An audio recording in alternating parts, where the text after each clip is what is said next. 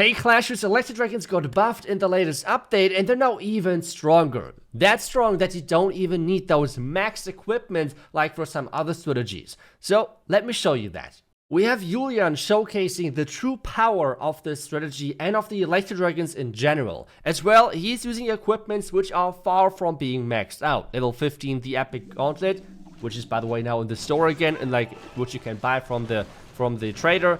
He has really solid upgraded equipments for the Archer Queen, which I highly recommend, especially the Hero Puppet for this strategy is really strong. On the Warden, level 15, level 13, nothing too crazy. On the Royal Champion, he's using the new equipment, the new best combination, which are as well not on the highest level. But now let's see how much of an problem this is for him, because I have seen a lot of players saying, well, you're always showcasing the max equipment, they're 3-star on their own. I mean, I don't think so, but hey, I don't want to argue about that. I just want to showcase to you that you can easily 3-star Town Hall 16s as well with the non-max equipment. So what is he doing right now? He's going in from the flank. He is choosing the side with his queen where he is not encountering the clan castle, which is such an important thing in the current meta, because we have so many times the ice golems inside their clan castle that you do not want to have those coming out and getting onto your heroes, and you have to wait for like 30 seconds to somehow get through them. He has delayed the king because there was no reason in deploying him early. The queen did all his job, and now he has the healers generated, which are staying on his queen and doing a nice job of keeping her alive. Now on the back end, that's where the magic is kind of happening.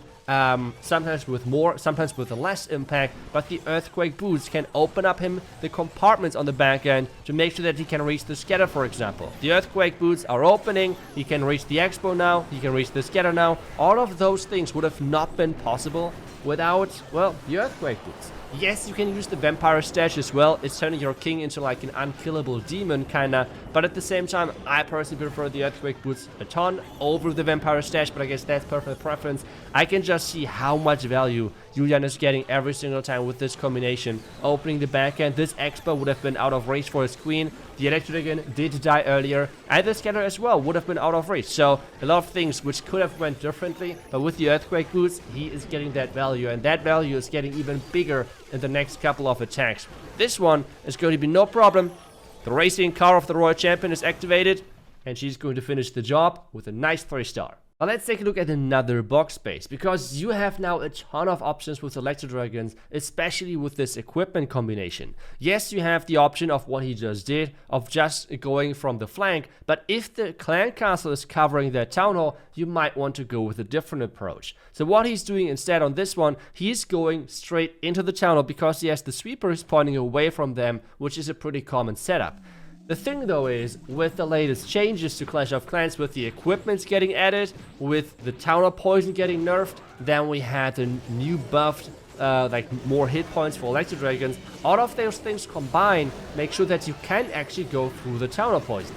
But take a look at that. So, we have the Electro Dragons going into the Town Hall. Remember, let them take some damage and then use the Warden ability, because now they're invincible. And take a look at that, even though they're inside the Town of Poison, they're recovering hit points again. The healing aura, even though it's far from being maxed with level 13, you can get so much out of it. The Electro Dragons are now leaving the Town Hall part with most of them having more than 50% of their hit points, which is crazy now for the core. They're taking a lot of traps here, which is not nice for him whatsoever, but they have done the job. They have cleared out the compartments around the town hall, and they have cleared out the core with most of the core damage. Now on the back end, we again have the king ability, so the queens can enter into that compartment without having any issues. He's adding as well the Royal Champion, and now on the back end, you can truly see why he, for example, is using the skeleton spell. The skeleton spell with this army composition is quite nice, because he can tank back-end heroes, back-end monolith, single inferno tower, and especially the cannon.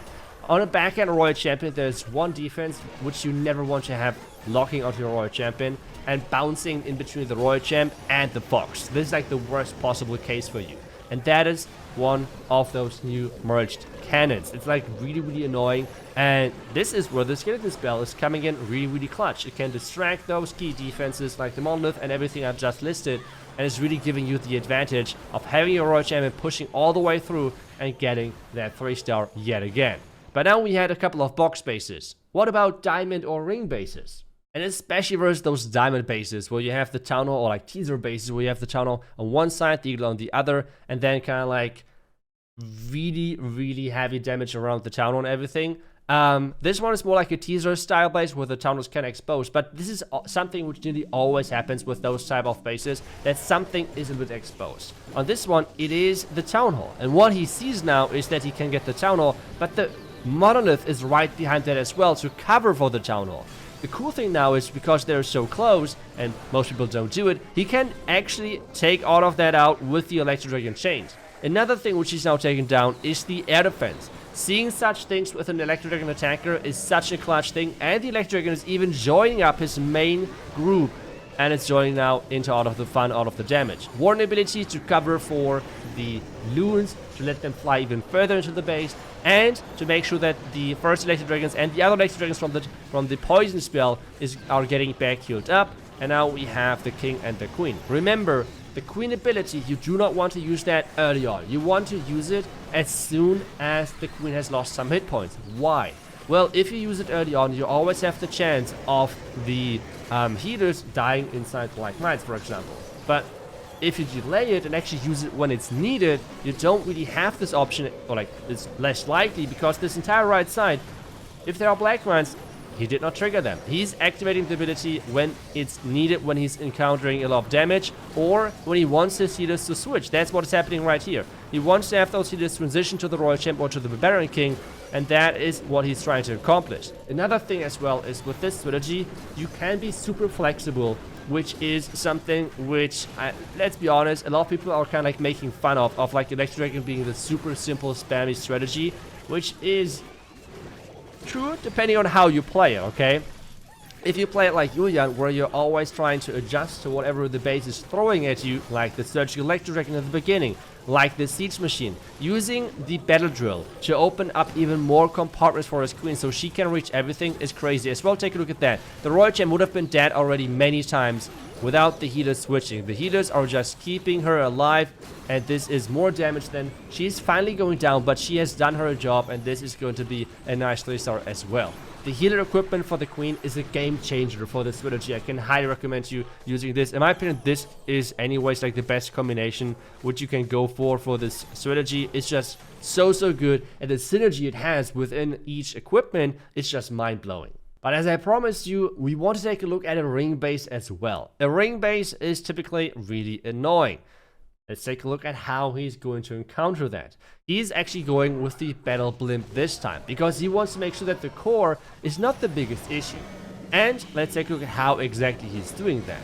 Using the warden ability early on to cover for the blimp, and is flying all the way across, tanking 2 Black Mines already, and then flying even further in. The next thing, in my opinion, is genius. I would have froze the sweeper in the town hall, but that makes no sense because the town hall is not activated at that point, and that's why he's using the freeze on the eagle and on the sweeper, and then on the back end with the town hall together. Really nicely done, and the core is gone. The pathing is created for the Electro Dragons. Some going for the monolith, some clearing out the second layer, and now we're coming into the clutch back end, where the problem typically is this entire compartment is too heavy for a Royal Champion, especially because there's normally a lot of skeleton traps and everything in there. But with the Earthquake Boots now, his queen can enter into this compartment. Remember, this corner would have been not open. This corner was not open whatsoever. This expo, the scatter, everything in here would have not been able to be reachable from the outside. And take a look at the Royal Champion. We just talked about that you never want to have one of those merged defenses, those merged cannon on your Royal Champion. The Royal Champion is just getting wrecked. And without the queen support in here, this Royal Champion would have had no chance whatsoever of clearing that out. But with the Earthquake Boot, the queen was able to reach in there and get this charge now going. Because remember, she is still having the healers on her, and it's kind of like a backhand queen charge to some degree, which I just freaking love. And the synergy with the Earthquake Boot, then again, is just amazing. I can highly recommend this combination. The link for this strategy is down below the description. And obviously a huge shout out goes to you, and really showcasing how much potential you have and how much Electro Dragons is just not this draw a line and put everything in there. You can as well get out of the box and think out of the box with like the surgical approach for diamond bases especially, and you have just so many options of approaching bases with into the town hall, around the town hall, blimp the town hall, siege machines, different options as well. Give it a try if you want to, especially if you have those non-max equipments. And thank you for watching. I will see you guys back tomorrow with the next one. Until then, see ya and bye-bye.